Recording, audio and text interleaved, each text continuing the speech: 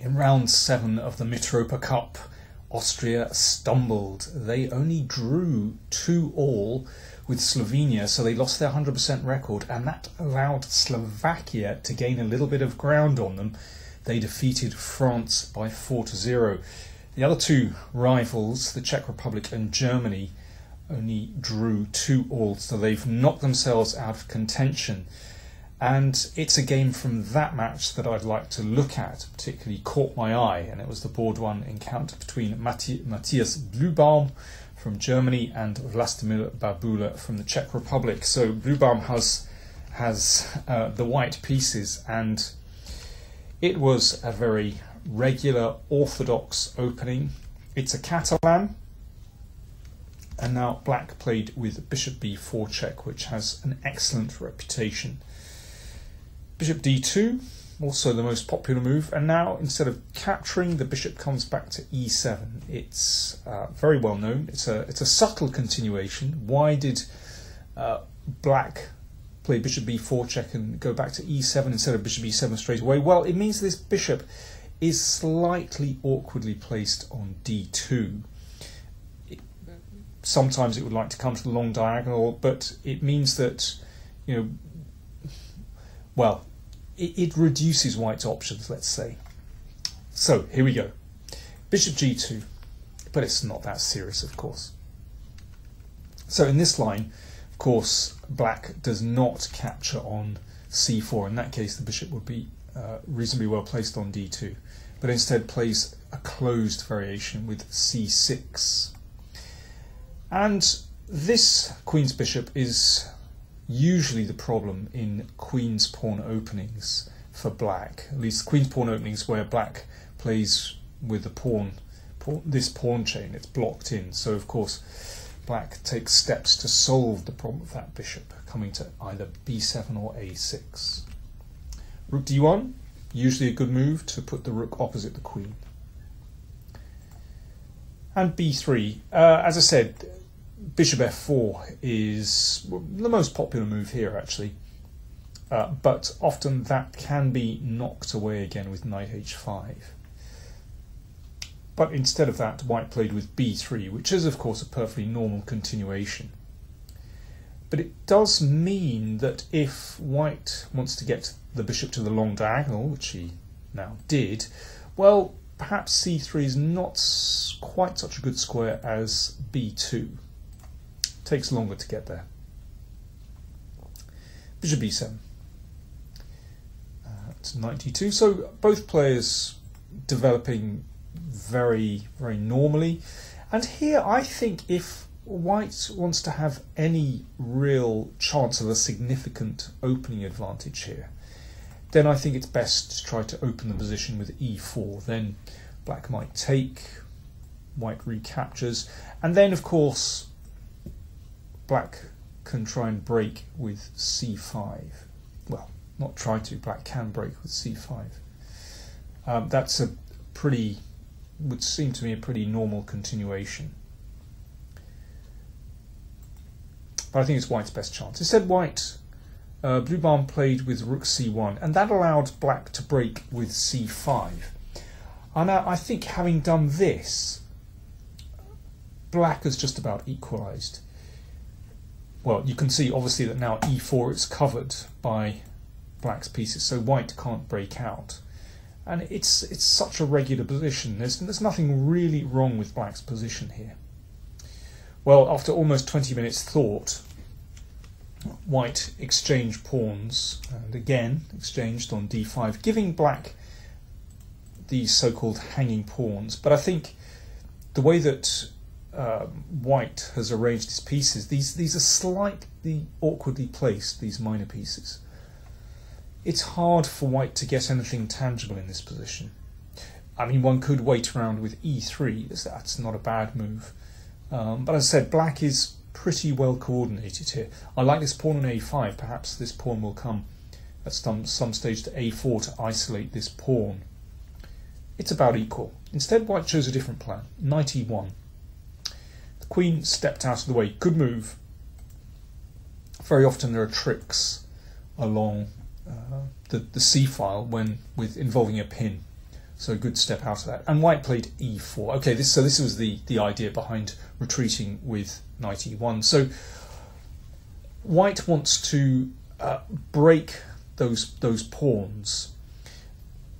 Obviously, if this is exchanged here, then the pawns are split, and you know, that opens up the position for white's pieces. So not unnaturally, black played d4. Well, you can see with the queen on c7, then bishop takes d4 would have worked.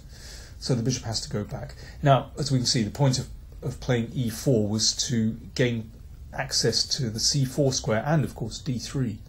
So white has found squares for the knight, but black is very solidly placed here. a4, excellent move, isolating this pawn. If this is captured, then of course black will regain the pawn easily. Knight d3. And black exchanges and plays rook c8. So there's no real difficulty with this pawn on c5. Everything's fine, that's well protected by these pieces. Rook a1, this also looks reasonable. Bishop c6 from black. I think the position is about equal. If white had now exchanged rooks, for example, and played f3 or rook e1 to support this pawn, yeah, very balanced position. I mean, you could say that these knights have good squares, but I think it's very difficult to get anywhere. And when this pawn is weak, you know, black can play with rook b8 and put some pressure on the b3 pawn. Instead, white played a bit casually here. Knight c4. Trying to gain a bit of time, really, and didn't want to protect this pawn, but there was a tactical oversight here. Black, after some thought, actually did take that pawn. Now, why did white give this away? Well, his idea was to play queen e2, and you can see there's a pin here. If that knight moves, then the bishop would be on prise. This was white's hope, but black had seen a little further. First of all, he exchanged rooks, then protected the knight. So black is a pawn up. So also, you can see that pawn is under fire on b3. f3, this was white's hope, that, you know, the knight is driven away and then the bishop can be taken. Black did move the knight away. White took the bishop. White is now piece up. Then the queen was driven to a worse square. Queen c5, and well, this is the point, that black has foreseen that actually white's king is now in terrible trouble. Not only that, the pawn on b3 is under fire, and so black's queen is able to enter into the attack very easily. Here white played king f2, and I think that makes life very easy for black. It would have been a bit more testing to play king g2, and the point is this, that the obvious move, queen b7, which looks at first glance absolutely fatal, threatening some kind of deadly discovered attack. In fact, white can put up some kind of defence with knight f4, incredibly, which covers the g2 square. But instead, I mean, black does have a very strong move here. Queen takes b3, hitting the knight on d3, and when the knight retreats, then come back to b7, and that really is nasty. If the king tries to run away, then h6, threatening knight g5, that should be the end.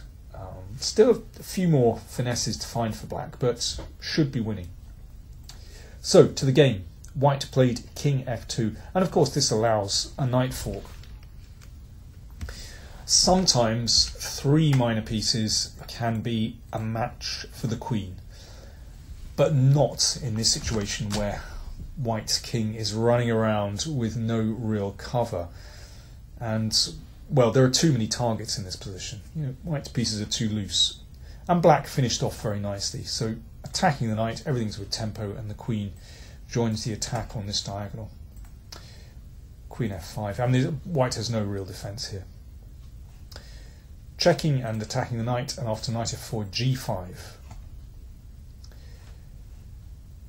White tried knight d6, but after this, the queen forces its way in, and after king g1, queen takes b2, takes the bishop and hits the rook. So obviously that's fatal, and white resigned. Very nice game from black. Nice attack, but slightly casual calculation from the German board one. So just a reminder of the scores.